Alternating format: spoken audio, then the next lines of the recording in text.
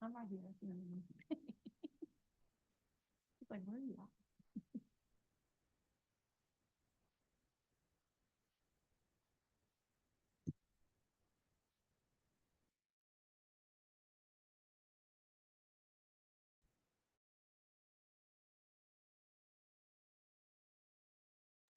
Welcome, welcome.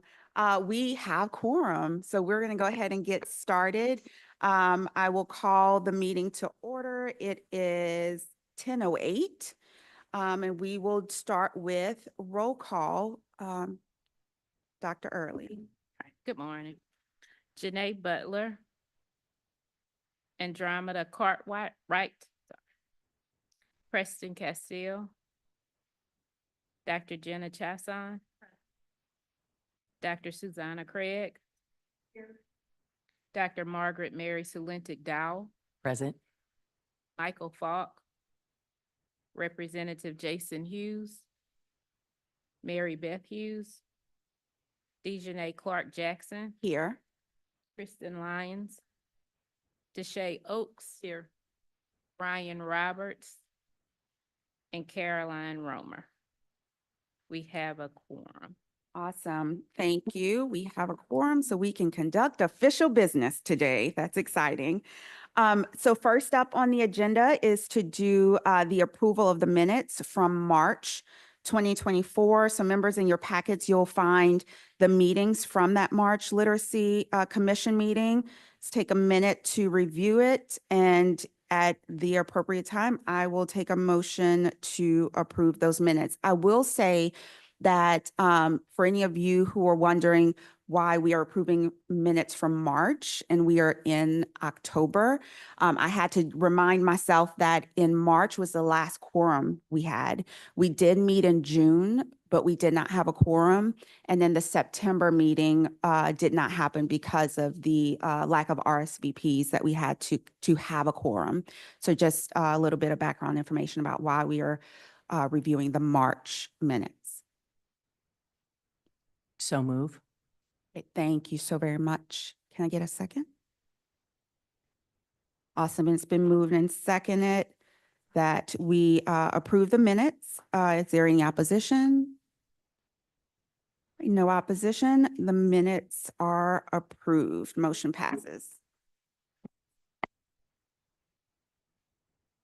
Next up, we have the informational reports.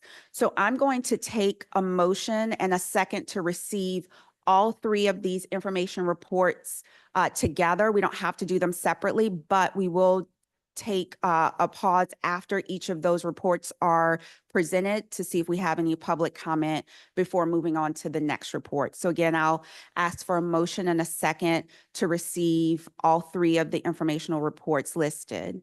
So moved. Thank you, Dr. Craig. Second. Second.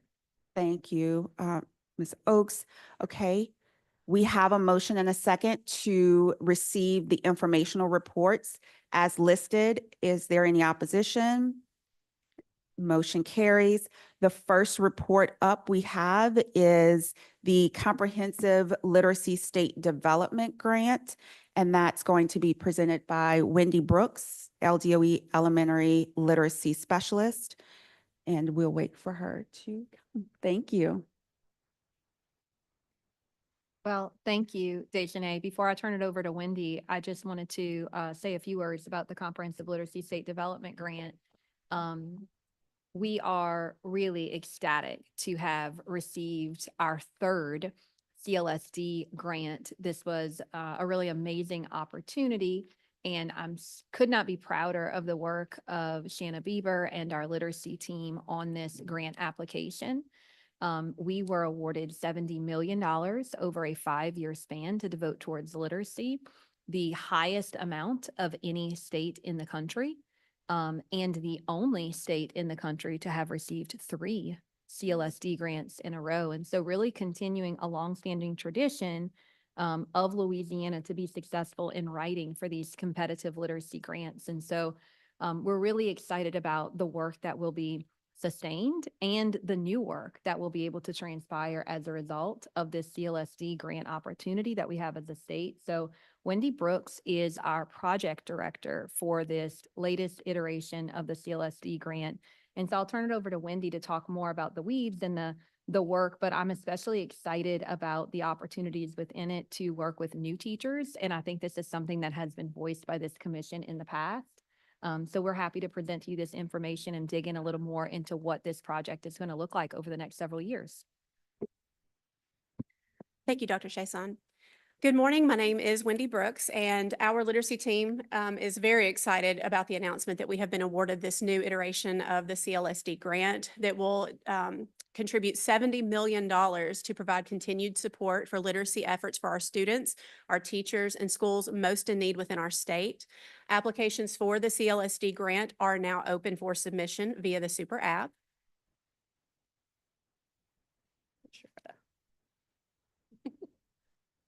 One second. Love the technical. Do you mind clicking for me? It's not one to receive. I apologize for that.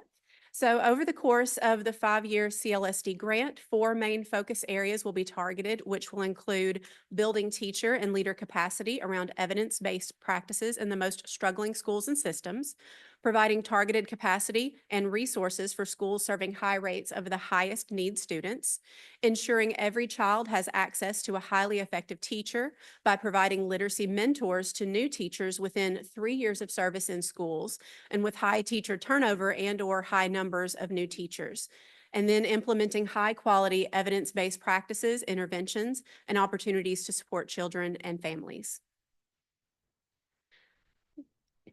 The LDOE will target the 5-year grant towards the main focus areas. I apologize. My slide repeated. The funding from the CLSD grant will be used to serve schools and program sites that meet at least one of the following criteria: schools that are chronically failing, sites experiencing a high rate of teacher turnover or high percentage of new teachers, sites that have a significant or growing population of English learners, high schools with low graduation rates, and sites with a high number of third graders who are at risk of retention.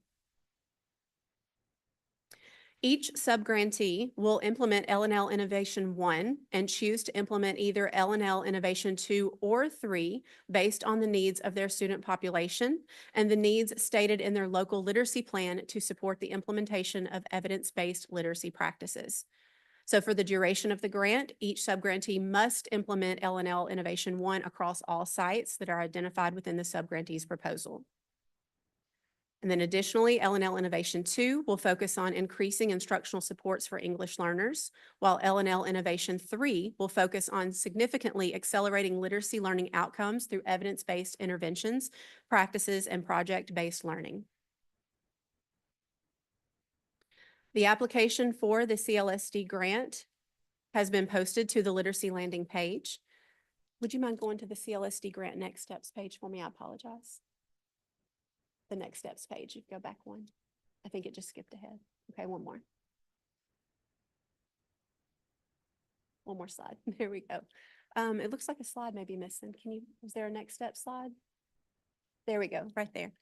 The application for the CLSD 2024 grant has been posted to the literacy landing page, and applications are due on or before January 23rd, 2025. Please note that this is a hard deadline and no exceptions will be made for late submissions. Subgrantees will not have an opportunity to change and resubmit an application after the January 23rd deadline. The applications will be reviewed and awarded in spring 2025 via Super app, and please be on the lookout for additional information as our literacy team moves forward with the implementation of the new CLSD grant. And now we'll take a look at the CLSD 2024 office hours. Please note that the next opportunity to join an office hours session will occur on Thursday, November 14th at 1 p.m. These office hour sessions will provide an opportunity for the project team to be available during these sessions to answer questions and provide technical assistance to support the application process for the new CLSD grant. The provided Zoom link for each of these dates will be open during this time for subgrantees to join the call and share their questions or feedback. And additionally, please feel free to reach out to wendy.brooks@la.gov with any questions or comments that you may have regarding the new CLSD grant. All right, thank you so very much, Ms. Brooks. At this time, if there are any questions from the commission regarding this report, we will have those now. I just want to congratulate the department. That was a very rigorous process. I actually reviewed, as I have for the last 3 iterations. The competition was tough. So, of course, when you're from a state, you never get to review a state's submission, but there was a lot of chatter about what Louisiana was doing. So I was really, really proud, but congratulations. That was a heavy lift. Yes, I agree. Yeah, I'll just add to that. Congratulations to our amazing literacy team who was able to, really create this application to answer the call that was obviously very well recognized by the reviewers. But also I think it's a testament to us as a state and the work that everyone has done. We have so many stakeholders who have stepped up in the last several years. There's been so much momentum from the legislature, from our state board, from our educators, in classrooms and in schools. And so I think, we were able to show such a robust application because we have such a strong footing in this state around our comprehensive literacy strategy that we were really able to, I think, just show with such confidence that we knew how the money would be used because our strategy is such a good one. And we were able not only to show the momentum around literacy, but also the outcomes that what we are already doing is beginning to work. And so I think that gave a lot of confidence in our application as well. So I think it's just a testament to everyone in our state who has worked so hard over the last few years. I have a question. With seeing this, though, you've had the opportunity to have 1 office hour available so far. What's the feedback and questions? Obviously, when our districts receive this information, sometimes it can be overwhelming. Sometimes they're not quite sure what this means for them.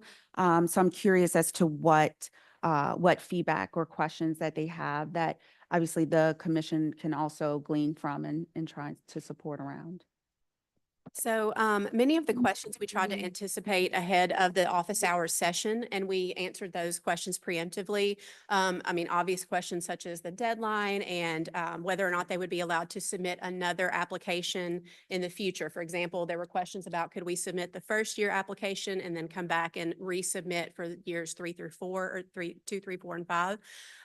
We tried to answer those preemptively. We have completed a frequently asked questions document for the CLSD grant to support the application process that should be going live this week. And then we have also provided access to the slide deck itself so that they can continue to refer back to those slides, but it all had to do with the logistics of the application process primarily. And then we anticipate that subsequent sessions will get more a little into the weeds with how to really make each one of their applications competitive. Did you have anything you'd like to add?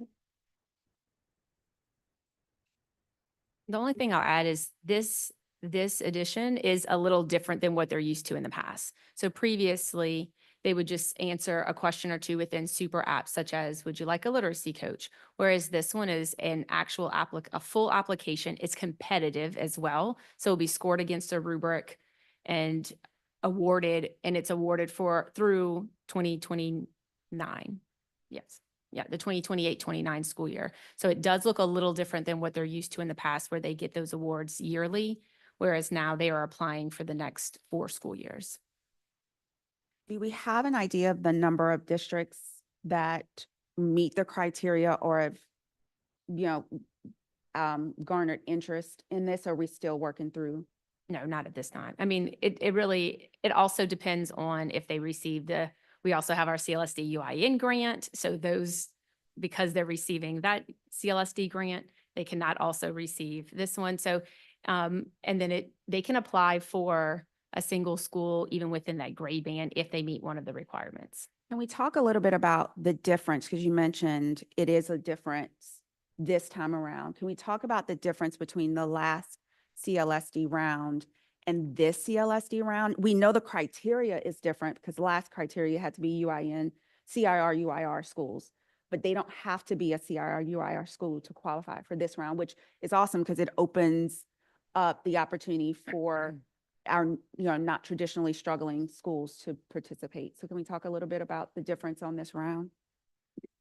So correct. So you do not have to have a label, although that is one of the areas that you could apply for your students, for your schools that are chronically failing. But then also you could have those higher number of ELs, you could have that high number of new teachers. And so you don't have to have the label like you used to in the past. My last question, I think.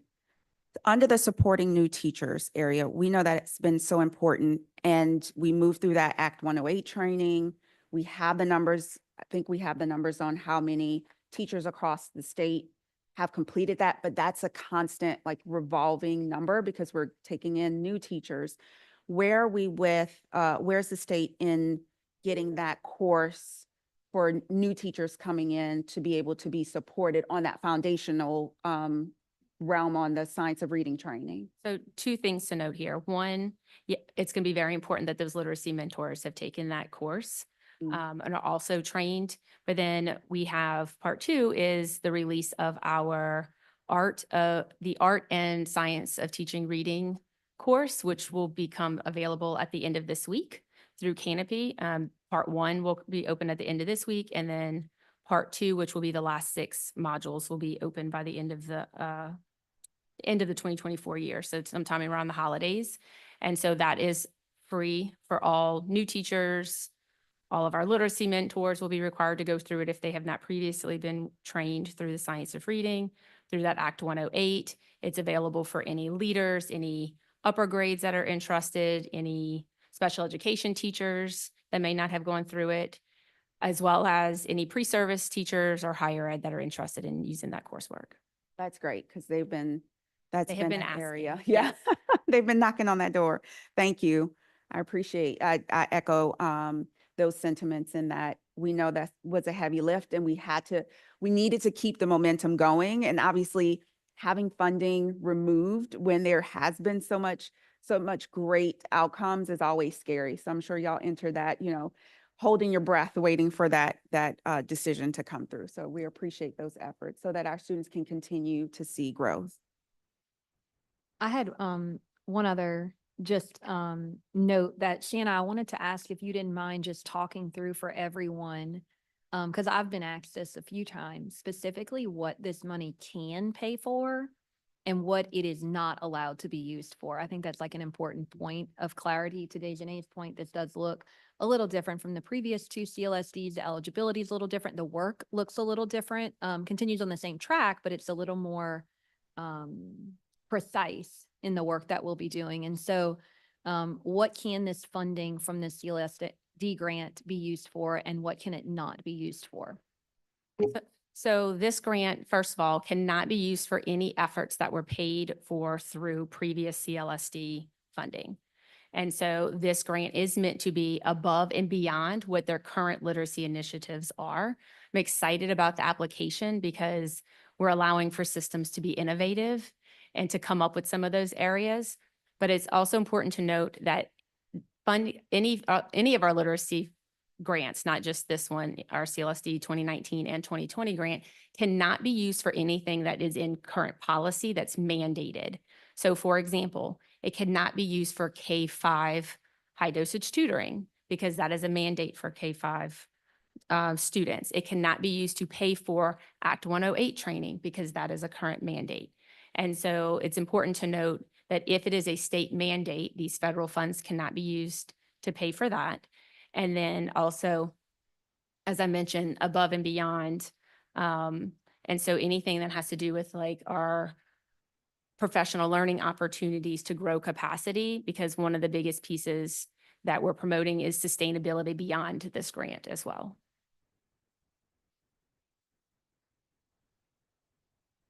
Thank you, Shanna. I think those are some important notes for everyone and some of the questions that we've been asked already, because you will maybe see other states using their funding for some of those same initiatives that we cannot use that funding for as a state. So it's a grant allowability, but not necessarily for us. It'll depend on the state Right. context. And some of those in our project narrative which I must say Natalie Kleber and Caroline Tolentino were instrumental in helping write this grant as well.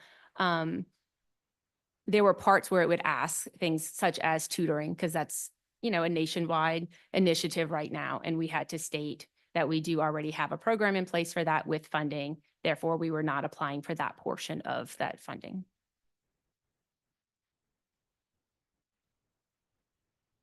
A lot of moving parts. Yes, it's a lot to keep track of all the funding sources and Track of. initiatives, but it's exciting for our students of Louisiana. Again, thank you all for your efforts in that. Are there any public comments? No, no public comments? Okay, well, thank you so much for that report. We will now take on the Early Childhood Literacy Strategy report by Brittany Cochran, LDOE Director of Early Literacy Strategy. She will present that one to us.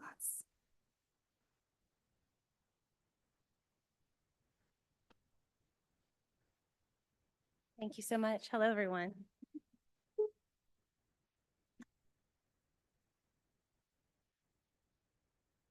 Okay. There we go. Thank you. All right, again, good morning. So to begin, our key performance indicator for our office, sorry, I can hear that y'all can't hear me. Okay. Is to grow the percentage of early childhood sites related as high proficient or excellent by 5 percentage points. A lot of work has gone into the state as it relates to the growth of the quality of sites. Previously, the goal has been centered on growing the number of proficient sites, which is high, of high proficient and excellent sites. Presently, we are at 66%, and we are hoping to grow that close to 70. From there, we have created 10 sub-goals, or what we are calling key endeavors, contributing to this indicator. And today, we are focusing on one of the 10, acknowledging that we are aware that we cannot focus on language and literacy without acknowledging the other factors that go into creating a safe and nurturing learning environment.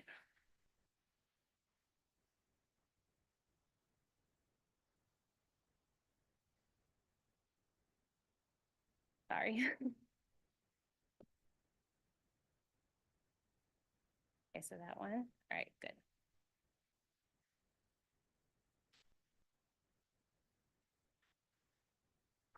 So here's the key endeavor I just spoke about. The key endeavor we are wanting to share and acknowledge with you that is underway in the work in this space is increased language development for children ages birth to 4 at early childhood sites by providing targeted regional and statewide professional development opportunities. There we go. So that brings us into discussing the importance of early childhood education and language and literacy development. Early childhood education plays a crucial role in the development of language and literacy. Multiple studies show long-term associations between children's early language and emergent literacy skills and abilities and success in elementary school and beyond. So here are 4 key points that sort of guide that work. Oral language is the foundation for literacy development. It provides children with a sense of words and sentences that build sensitivity to the system of sounds so that children can acquire phonological awareness and phonics. Children's experiences with the world greatly influence their ability to comprehend what they read. And then learning to read starts long before 1st grade and has long-lasting effects. And lastly, children's experiences with books and print greatly influence their ability to comprehend. So here's some recent data points that show the need for increased focus on language and literacy development. 2023 end-of-year teaching strategies goal checkpoint data indicate that only 17.6% of community networks have children who are meeting expectations for early language and literacy development. 2023 class data show that scores for the language modeling dimension falls within the approaching proficient range. 2022-2023 third grade literacy data show that only 43% of students were at the level of mastery as measured by the LEAP assessment. These outcomes illustrate the need for a specific focus on language and literacy development to ensure Louisiana's youngest learners are ready for kindergarten. Thank you.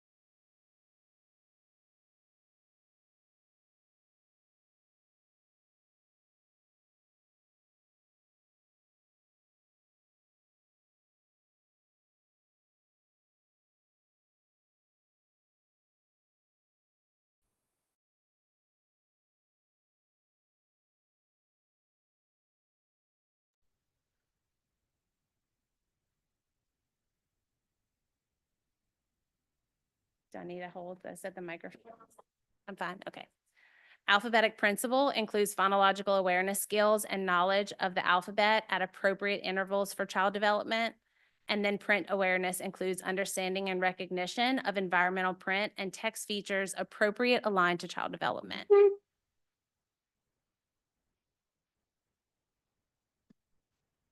Evidence-based early and emergent literacy programs have abundant opportunities to interact with language development skills from infancy to preschool, are more likely to develop skilled and fluent readers. Evidence-based early and emergent literacy programs include the understanding that language and literacy is built along a continuum that leads one skill into the next and emphasizes that language is used for communication, letters are represented by sounds, and print conveys messages for meaning.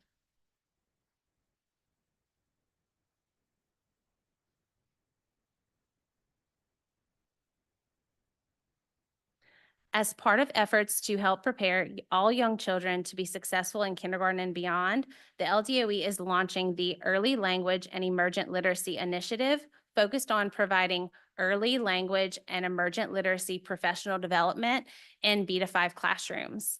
This opportunity will be focused on increasing the knowledge and skills of ECE professionals, enabling them to provide high-quality interactions, experiences, and activities that facilitate young children's language development and provide them with the foundational literacy skills necessary to be successful readers and writers. As part of this initiative, the LDOE will partner with early childhood developmental experts to support providers to develop professional learning modules with aligned in-class coaching and applied practice opportunities. Childcare resource and referral and community network lead agencies to provide aligned on-site coaching and facilitate applied practice opportunities at publicly funded early childhood sites. Early childhood directors and teachers to participate in professional development opportunities and implement and evaluate language and literacy practices in childcare sites throughout the state.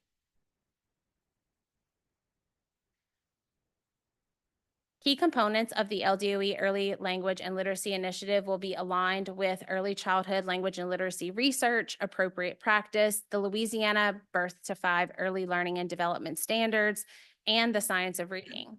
These components include oral language development, shared book reading, print awareness, phonological awareness, alphabet knowledge, and emergent writing. Anticipated outcomes of the Early Childhood Language and Literacy Initiative include an increase in age-appropriate, research-aligned early language and literacy experiences in early childhood classrooms within all early childhood site types as measured by the following. So TS Gold checkpoint data, quality data as measured by class, assessments of ECE professional knowledge and skill development.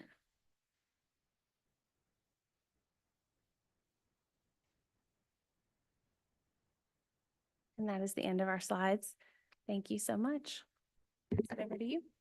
Awesome. Thank you, Ms. Cochran. We will take feedback and comments from the commission members at this time. I just want to remind us that a part of our responsibility, right, is to send out recommendations. I am really excited that we are now talking about early childhood and bringing that conversation to the table.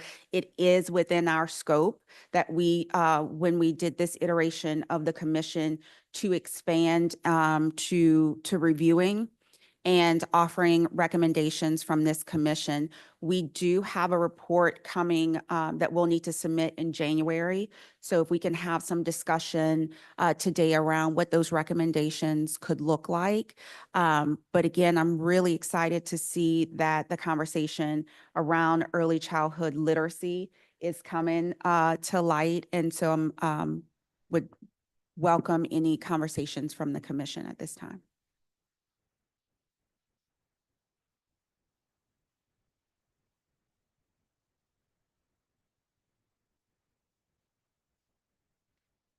My first question, y'all know, y'all aren't surprised, are you? My first question is, what's the timeline? I think that this, the framework seems really promising. I'm just wondering about the implementation. So have you all talked and discussed a rollout or timeline for this initiative? Yeah, thank you for that feedback, first of all. And we are currently in the development of a timeline. We are working and collaborating actually too with the literacy team and in discussions of how this looks as it rolls out. We recognize, you know, the importance of this work, and we are working together to develop a timeline that makes sense for our providers and for our teachers and educators and the children. I appreciate that response. I'm going to push you a little bit on that. Yes. Are we thinking this school year, or is this rolled out for next school year? And I'm talking in terms of like K-12 school year. Obviously, our centers operate on a different schedule. So how soon can early child care educators anticipate this support coming to them? Some of the supports have already began in the realm of professional development. We're working on different support types. I think as far as a timeline goes, I'm going to pitch it. Yeah, I see Amy coming in. She's been leading the work of the timeline development, and so I will pitch that question to her for more specificities. Hey, good morning. My name's Amy Poirier. I'm the Executive Director of Early Childhood Strategy here at the LDOE. I work closely with Brittany and her team. So right now, as Brittany said, we are in the strategic planning and development phase with a anticipated outlook of starting the training for our partnering agencies, which would be our child care resource and referrals and/or community network lead agencies, hopefully as early as January, to start training them and building their capacity, as well as developing that plan for implementation, where we would love to say that we'll be in sites this year. That is very ambitious. I'm not saying that that's not going to happen, but we're really going to look at this academic year about building the knowledge and strengths of our coaches and support staff so we can go out later, even because most sites are 12 months Mhm. going out even as early as this summer, but definitely for next academic year. Thank you. Dr. Craig, you had a comment? I just was going to say, this really lines up well with the work that we're doing with the Early Childhood Commission. And so I think the more that we can do together in sync is better. Agreed. I agree wholeheartedly. Thank you for that comment and thank you for that timeline, Amy. Don't go anywhere. You might be needed on some of the conversations. So for clarity, you all have 10 key indicators. This is one of the key, and I say key indicator endeavors. This is one of the key endeavors. Is this the only key endeavor surrounding literacy? This is the only one specific to literacy. However, some of the others can be applied because it looks at increasing the professional development of all teachers in the early childhood space. So that's going to marry right into there, as well as data-driven initiatives, really looking, as this project is going to do, at our class, TS goal, and other data to really drive improvements. So our vision is that we will look, and we already have started looking at which sites have the most need in those areas, especially with our class data with language modeling, and also looking at our TS goal data to help us target sites. So that's part of the strategic planning. But yes, this is the primary and key endeavor that is specific to early language and literacy. Thank you. And I agree wholeheartedly that this seems really synchronous with what we are endeavoring to do here on the Literacy Commission. Is this a funded effort? Like this, because I'm working through recommendations from the commission. Currently, this isn't a separate funded effort. This would be if we are to roll it out through funding that's already gone into existing programs like our child care resource and referrals and networks, but it doesn't have separate funding for this initiative. Will they have to, so they'll have to use current funding opportunities to put toward this effort? Is that? Yes. Just to give you some of the structure of how a child care resource and referral agency works, is they receive, they're contracted through the state of Louisiana, and they receive funding to provide units of professional learning. So we work with them on setting priorities each year, and they would be able to utilize and follow the priority of early language and literacy development and utilize their units for that. With that said, there's many areas to focus on, so that's why we set priorities to give them guidance points. Another priority area they focus on is those sites, as Brittany mentioned in our first slide, where we're really moving to, we were working and focusing on proficient sites, and now we're doing proficient to excellent. They go into our lower performing sites and provide targeted services as well. So we're working at looking at the ratio of what contracts will look like next year for them and how to fold this piece in. But it isn't within that existing realm of funding that they already get. It will not be an increase.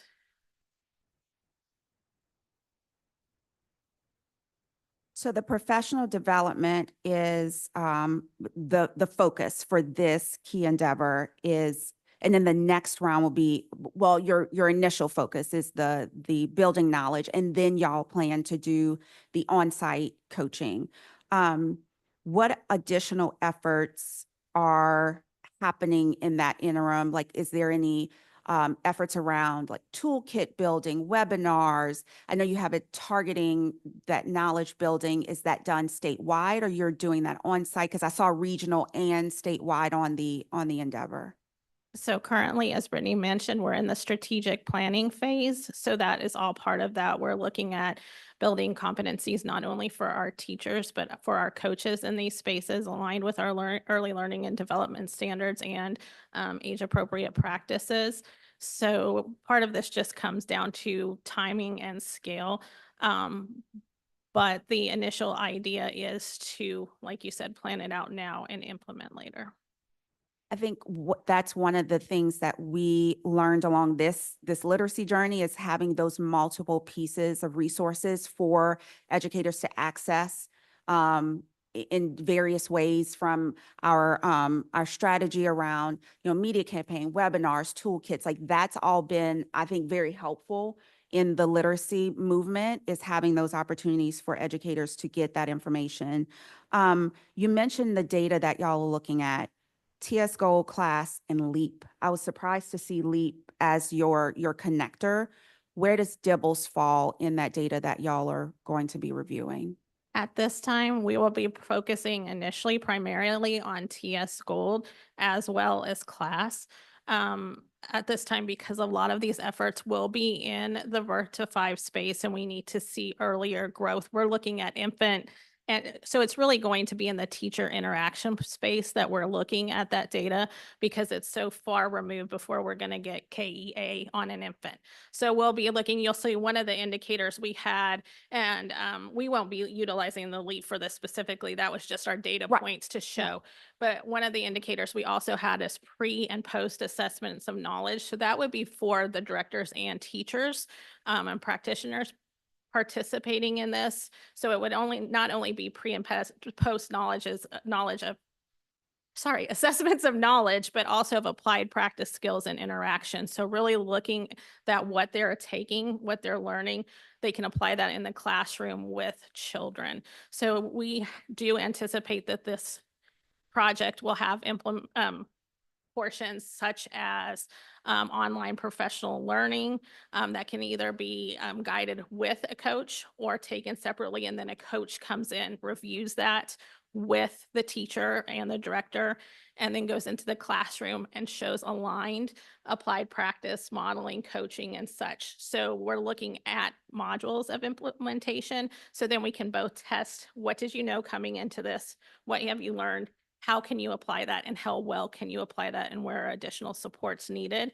And then on top of that, looking not only at how that's impacted children through TS Gold, but how it's impacted teacher-child interactions through class. One of our challenges in, reviewing the data at the commission were our kindergarten numbers, and looking at how we are able to push down the support and have, better supported kindergartners, both coming in and leaving out of kindergarten. Obviously, our third grade success doesn't start at third grade. We have to start earlier. So I'm wondering if, again, drawing the line to Dibbles, because we are using that for indicators of challenge. At some point, the beta 5 space will be receiving kindergartners during that time. How are we looking at this as a kindergarten readiness issue, and how are we addressing that specific to literacy? And obviously, kindergarten readiness is more than just literacy.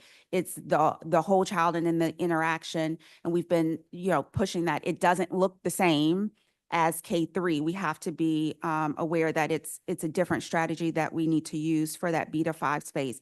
But if we're going to draw the line from early childhood to kindergarten readiness to third grade, we have to be in alignment with that work. And I'm just wondering, what are you all, and I don't think I don't know the last time we reviewed the definition of kindergarten readiness. I don't know if that's something that may need to be reviewed and revised to meet our current needs, but how are we looking at that as a measure? So currently, I'm glad Brittany's up there. The early childhood team has recently, and this is probably within the last several weeks, maybe a couple months now, is reevaluating, looking at kindergarten readiness and KEA. So that's something that Brittany's team is now leading, and it's newer to our space. The state has always focused on that, but we're taking a more active role in that now. So she's really studying that, studying what growth needs to be made, what changes need to be made. I think one thing that we have identified is we do want that correlation, of course, with Dibbles data, and just how do we get that for children who have come from early care and education settings versus children who have come from just the home environment. Because at this time, our KEA data doesn't show us what their precursor experiences were. There are some qualitative questionings where a teacher can indicate that, but that doesn't always happen. So we're working and Brittany's looking and exploring how we can then take, for example, looking specifically at those children who have gone through possibly a program that's had this initiative once it's scaled. Until then, we will do, like I said, some of that TS goal data, class data. We're also actively looking for other assessments of early language and literacy. There's a lot out there in the pre-K space, but not as much in the birth to 3 space as to how we can measure that. But what we do know from research is that if we meet these indicators and do these things correctly in the infant, toddler, 3 and 4-year-old space, it does positively impact kindergarten readiness. You mentioned knowing how students are coming to us. That's a big gap that we've talked about, because if we're going to address early childhood in the various ways that our kindergartners are received, then we need to know how they're coming to us so we can, anticipate that gap. Is there a standardized approach to receiving that info? Like, how do we know how students are coming to us when they enter in a kindergarten? Do we have a standardized way to collect that information? Not at this time that I know. We just have our KEA data. So right now, there's not a standardized way to determine. That's something Brittany is looking at as well. I think that's important to look at. It's one of the things you spoke earlier about the connectivity of it all. And I think that's a very important piece of the connectivity of it all, is to know when we're looking at data points, it's important to know where they're coming from, because that is very telling of the things that we are trying to attack in this initiative and align to that kindergarten readiness in the end, because that's the primary goal. There's also the issue of developmentally appropriate practice, and DIBELS is not appropriate for birth to 5. It's used as a assessment and a screener for dyslexia for kindergarten, but it's really not appropriate, which is why I'm thrilled to see that you're still using class, because that is looking at the interactions between the caregiver and the child. And I would also remind us to step back and look at our early childhood teaching force. We don't require early childhood educators to have a 4-year degree. Don't even want to get into that. And you also have issues of how those early childhood centers are organized. So they're not organized according to any framework that necessarily feeds into what districts are doing. And that's not just endemic to this state. That's national. You hear, and I'm so sorry that our legislators aren't here, a lot of talk about universal pre-K, but you don't see the funding to support that. And yeah, And I that's agree. unfortunate. And just for clarity, I'm not championing DIBELS in the early childhood space. Right. I'm trying to make the connection, if we're looking at our DIBELS data to support our student growth and projecting their 3rd grade reading levels, then to your point, making that connection, whatever we're doing to assess, using those connectors to predict their success levels. Right, but I think the question would be is there predictive value between DIBELS and our LEAP test? And so that is another Yeah, we're not- issue I don't think we want to stick our feet into right now. But I really applaud that focus on language interaction. That's really, really important, and the oral language. Because if I remind everybody, the 5 pillars do not include oral language development, nor do they include writing. So I'm really, really pleased to see that that's your focus. And Amy, this aligns with the new standards that were developed recently. So Yes, it does. And in addition to the standards, like I mentioned, we're looking heavily at and working with some of our federal support staff to look at aligned competencies in this area as well, not only for teachers, but for the coaches as well, because as mentioned, they don't necessarily come through from a background where they have a degree. So a lot of their knowledge and experience building is through us. So how do we work with a brand new teacher, because our data is showing these are all new, young, very young women coming into our field, and taking them from a high school diploma to providing these high quality interactions and knowing that you just need to talk with and to babies. So that's why we're really looking at that class data, knowing that them as the more knowledgeable other and the caregiver has such that role, because you can't assess a baby. I mean, you can, but you know where I'm coming from. So just really looking at that and looking at their professional growth. And then we do have that TS Gold checkpoint data that can help us look at the children's development as well. But like I said, we're still exploring other avenues for assessments in this space. It's just there's a dearth of those the littler you get. Ms. Lyons. Hello, okay. That's a part of the problem, which is Dr. Margaret Mary said, what's developmentally appropriate for a 4-year-old? So I'm also the Title I team leader at my school, and I look at the TS Gold data, and it says, oh, 87, 90% of the kids did well on the language and literacy, but it only requires maybe that they know 7 or 8 letters, which is not the same as what you're expecting them to do or be ready to do in kindergarten. So either you need to make TS Gold kindergarten as well, or boost up the rigor and allow the pre-K teachers to do more. And sometimes they don't do more because they're scared the state is gonna come in and tell them, well, that's not in the curriculum. So they're just only doing what maybe they're doing Frog Street was, but that's not enough for them to be kindergarten ready, because right now kindergarten ready is technically first grade ready. And first grade ready is not how first grade used to look. So we need to balance it out to make it better for the kids to be more successful.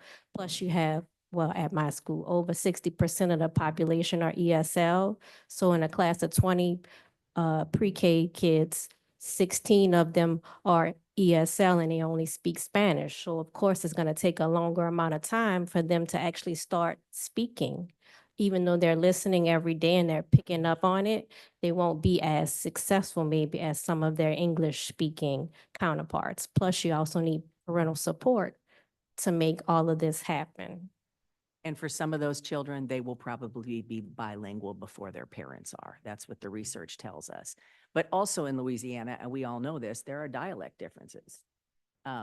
We don't all speak the same variant of English, and we don't have screeners that reflect that. But I think, you know, the developmentally appropriate aspect of what you're doing is what I think it's really, really important. Because you end up sometimes with kids that will enter first and second and third grade, and they'll be word callers. They can say every word that they see. They can apply their phonics knowledge, but they don't comprehend. And so if we pull back again and think that the ultimate goal is comprehension, and that we have a very complex state and background, I think you're doing a really good job. And that's why I'm glad to see that knowledge building is first on the list, because we can't have implementation without building that knowledge of our educators first. And I would say, Ms. Clark-Jackson, the same holds for children. If they don't have those background experiences, they get with a group of children who do. They don't understand concepts that a teacher might assume they should know that concept. Their parents love them, but maybe don't know how to provide that kind of background, reading to them. I'm not even going to go into books because it's such a hot topic right now, and who knows what list would be approved and not approved, right? But that is also important too, that mediation, that reading to children. So I think you're on the right track.